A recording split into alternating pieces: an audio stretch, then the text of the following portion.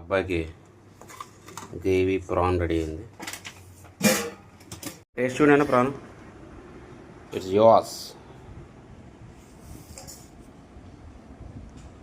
వేడిగా ఉందా? ఉడికిందా చూడు.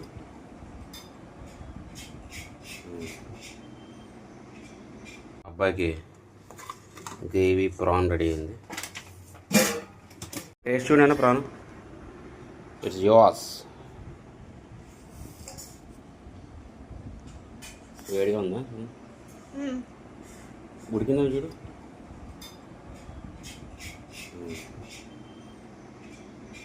రాగి సంకటి రెడీ. ఇది చికెన్లోకి ఇవాళ దీన్ని ఇప్పుడు చుట్టాలి.